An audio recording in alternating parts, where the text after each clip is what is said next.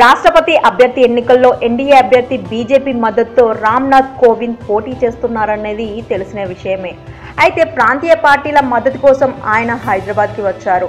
ఈ సందర్భంగా YCP party నేతలతో పార్క్ హయత్ హోటల్లో సమావేశం ఏర్పాటు చేశారు.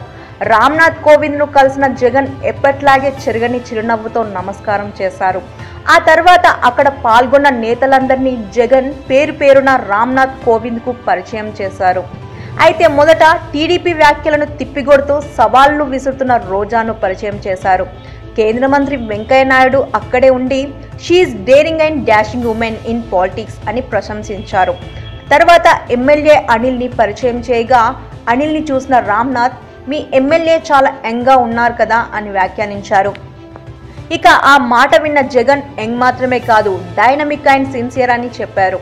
అంతేకాదు తాను డాక్టర్ అని చెప్పగా గుడ్, మీలాంటి యంగ్స్టర్స్ చదువుకున్న వాళ్ళు పాలిటిక్స్లోకి రావడం ఆనందం అని వ్యాఖ్యానించారు. ఆ ప్రశంసలు విన్న ఎమ్మెల్యే అనిల్ కూడా తప్పకుండా ఇకపైన చదువుకున్న వాళ్ళే వచ్చి మంచి పాలన చేస్తారు అని అన్నారు. అక్కడికి వచ్చిన నేతలందరూ రామ్నాథ్ కోవింద్కు తన రాష్ట్రపతి అభ్యర్థనను మద్దతు తెలిపినట్టుగా సమాచారం.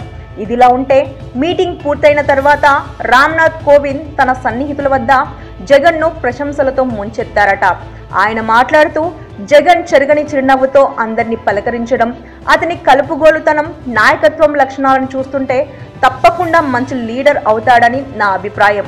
అంతేకాదు భవిష్యత్తులో రాష్ట్ర రాజకీయాలనే కాకుండా దేశ రాజకీయాలను సైతం శాసిస్తాడు అనిపిస్తుంది.